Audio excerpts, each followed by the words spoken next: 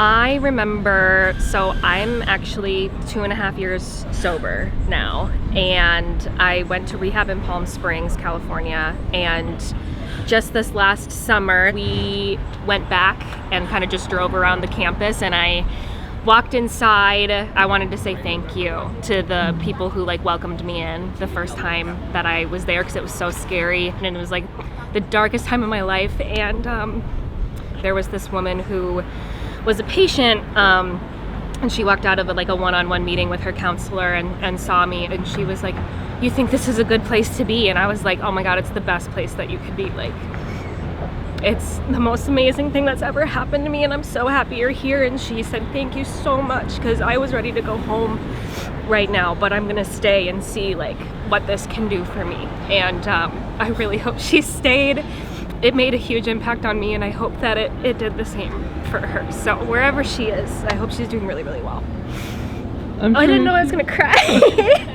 Is it okay if I ask you a follow-up question? Yeah, of course. What made you want to like make the change, and like what helped you? You get to a point where you're sick and tired of being sick and tired, and I had gotten to that point, and I kind of had reached this area where I was just so desperate that the fear of making that change finally overrode the like comfort of staying where I was. I just knew it was time. So yeah.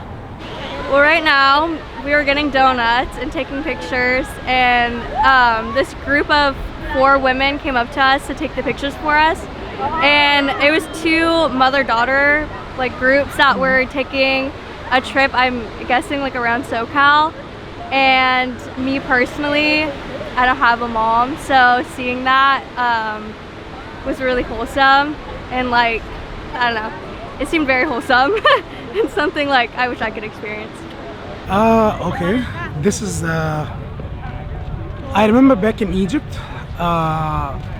so I used to work in the TV commercials, acting, so I was walking on the street, so it was like a huge billboard having my picture on it, one of my TV commercials. So a homeless guy, he said, "Is it you?" I said, "Yes." "Is it you?" "No way, is it you?" Yeah, and he wanted to take a picture with me and the billboard, and it was very encouraging to me. This homeless guy, he was happy for me, and I felt good, of course. When I was 13, I was coming home from school and my mom was picking me up. And this guy just walked up to me. He was like an older gentleman. And he walks up and he goes, "You're gonna be a great mom. You got nice birthing hips." And then he walked away. I was honestly just really confused because I didn't know what birthing hips meant at the time. And I've never seen him again. But I think of him randomly. So there's that. This actually happened with my husband, but we tell this story quite a bit. During a time that we were in entrepreneurship and our business was suffering and we weren't doing so well, my husband wore out his shoes completely, his dress shoes. They were so worn out. And you could tell they were just like really, really, really old, and he was just walking a lot in them. And he came across a lady who he just sparked a conversation with at a coffee shop, and she gave him $50 just to go buy new shoes. She's like, God put it on my heart to, just give you this $50 so you just go spend it on shoes, which was so funny because not that we were like in that desperate need of $50, but we're just so cheap with our money that we're like, we could take these shoes to the ground, but the fact that she did that was just so kind and thoughtful. It was a way of God telling us, keep going, even though it's hard, keep going. And he does that through people. And how's your business doing now? Phenomenal. Really? Phenomenal. That was like 10 years ago. And now it's doing amazing, and we're so grateful, and we're so glad we didn't give up, in times when it was just so hard. It makes you want to give up, but don't. There was this one time I was with my ex-boyfriend at the time, and we were at the grocery store getting into the car, and this lady came up to the window and like knocked on the window. We were like, "What's going on?" And he rolls down the window, and she was like, "She would look a lot happier with you if you just did a simple thing of opening the door for her." And she went on this like 1 or 2 minute rant, like just like saying like the little things are what like make your relationship. And she looks a little upset right now, and like maybe that would just help. We ended up not being together, which was funny because it was stuff like that, but he didn't listen to it, so it was funny. I think about her. she was right. She was so there. So yeah, that. Is that something you look for in a future partner, is like someone who cares about the little things? Yeah. Okay. Yeah. Well, because I care a lot about the little things. Like I care a lot about like noticing things or like caring about people in like small ways, like knowing what kind of donut you want. Like it's simple things like that. So. Right. And yeah, I totally agree. I think a lot of people get a bad rep for expressing that they want little things, but it's not even about the action, it's about being considered. I agree. You know, it's just like a form of love. I hope that like in the future when you find someone that there's the balance of that. Thank you. Thank you. So I was applying for a job and I was in the waiting room. It was a senior living community, and this stranger, she was an old woman, and I told her about my situation, and she told me that she can tell that by my smile that I was going to like do wonderful things or whatever. It's like a whole cliche, but what she told me was that I should keep chasing for the moon, because even if I don't reach the moon, I will land somewhere in the stars. And that really resonated with me because I didn't think I was going to get the job, and I did. And when I started working there, I checked the bulletin board, and what I found out was that she died like a week ago before I was hired and I started my first day. But until this day, I still carry her advice. I try to be ambitious, and I try to like carry on with like this sense of trying to achieve more than what I think I could. I'm always chasing for the moon, because even if I don't get there, you know, I'll land somewhere and it'll be better than where I was previously. A stranger I still remember would probably be this guy that when I was working at the gym, he was diagnosed with diabetes and he was on dialysis, and I'd had only one conversation with him prior, and he had told me that his lifelong goal is to beat the disease that he was dealing with, and he just wanted to stay alive to meet his grandchildren. And he had told me that the day that he overcame this disease was the day that he was going to wear a bright yellow shirt. And we only had that one conversation, and I actually left that gym and I had never went back.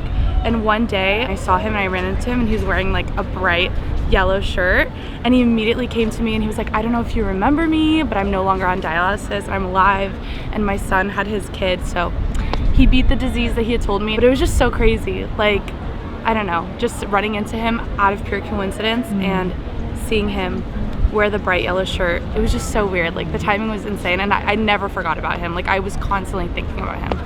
One stranger I still remember is this guy. I'll never forget him. He'll be the stranger I remember till the day I die. And why is that? Why is that? He has been very interesting. I've spent 6 hours with him, meeting him today, and there hasn't been a dull moment. We've talked for 6 hours straight, and I've had a very good time. One stranger is an unhoused woman that lives right here in Laguna Beach that my wife and I met, and she just has a story, and we're not sure what it is, but we know it's remarkable. So it's just somebody that we have enjoyed being around. What is it about her that makes you feel like she has a remarkable story? She just has a kind presence, and she seems really resilient. So what she carries seems like a lot. She's very old and fragile and seems to push it every single day and get through it. So you guys see her every day? Yeah. Oh, okay. Yeah. One stranger I still remember, I actually met him on this very beach, and I was just sitting here watching sunset, enjoying it, and he started playing like a tantra flute behind me, and I was like, of course this is happening right now. So he eventually came up to me and he asked if we could watch the sunset together, and we thanked the four corners of the universe, and that was it. And I still remember him till this day. He was amazing. And why do you think it like stuck out to you? I think because he wasn't afraid to connect with somebody he felt like was on the same page as him. Like there was a fearlessness of like just wanting to connect and make somebody's day. That really touched my spirit. It was a hit and run. I got hit from the back, and this lady had stopped, and she just like hugged me, and I was like already crying. But she like gave me like the biggest hug. She's like, it's gonna be okay. I had just gotten like out of like a really like long shift because I work with like kids on the spectrum. It was a new car too, so she's like a lot of things. And she just like that hug just kind of like, I felt comfortable crying, and she was like an older Mexican lady, and like I felt like, okay, she could be my aunt. There's a gentleman I had such a lucky interaction with. I was backpacking through South America, gosh, like a decade ago, and I was so fearful about all of the bugs. It sounds so foolish, but I'm like deathly afraid of bugs. So I was kind of conquering some fears by going on this trip, and I came across this gentleman at a hostel I was staying at, and we just struck up a conversation. And he was biking from Vancouver, Canada, and I met him. He had biked all the way to Quito in Ecuador. So he was on the road for a really long time. And actually, the night before I met him, he hadn't slept since this happened. But he was robbed at gunpoint with, you know, his bike and all of his belongings on his bike. And basically, the robbers took everything that he had, aside from bug spray. And so I was kind of telling him what I was doing on my journey next, and was like sharing my fear of bugs, and he had shared this remarkable story that he had been on, and he was like, hey, just hang out for 1 second, I have something for you. And he came back, and again, one of the only things that he had left that wasn't stolen from him was this bug repellent. So I took that with me into the Amazon, and I had just such a memorable experience. Yeah, it just allowed me to recognize that you really don't have to have anything to give people the time of day and to share generosity. I still remember him. I could think of him today. Yeah, I hope he's doing well. Who is one stranger you still remember? This stranger I met about 3 months ago online. I was asking for some donations for my classroom because I teach in Santa Ana, and she responded and said, come on by, I have all this stuff. And when I went to her house to meet her, it was just like we were kindred spirits. We grew up on the East Coast, a really hard part of town, and it's similar stories. She's about 20 years older than me. She is just like this beautiful creature, and we've kept in touch with her just even over the past couple of weeks, and just had breakfast with her this morning. So she was a stranger who was just not meant to be. What you connected with her on was that you had like similar upbringing? Yeah, we did. We had a very similar upbringing, just in the homes. We were both homeless for a while. We both ended up in education, ended up in Laguna Beach, and these places where people just have an abundance of everything, and we still look around and are just like, wow, you have no idea what it's like to be hungry. If you had advice for other people who are maybe are in the tough part of like something similar you went through, yeah, what would you want to tell them? I think I would tell them this. I tell my students and even my friends, you know, do you know the story about being able to catch bees? You know how you can catch bees? Like, this is for real, you can catch bees. If you take a mason jar and you put it outside and you just set it anywhere, right? Like on a banister, on a bench, on the ground, you'll pay attention to it because bees will just start like naturally going in. You don't need any kind of honey or water. You don't need anything. But what happens is the bees, when they're flying by the glass, what they hear is the vibration, but they think it's another bee. So they go to check it out. And when they go inside, they kind of get stuck there because they're not used to being stuck in something. So the more that happens, the more vibration on the inside, it's attracting more and more bees. The next thing you know, you have this jar full of bees. You cannot get out. They start to panic. So they start hitting each other, right? Because they just don't know which way to go. Start losing their wings, and some of them start dying. And the point is that all they had to do was look up.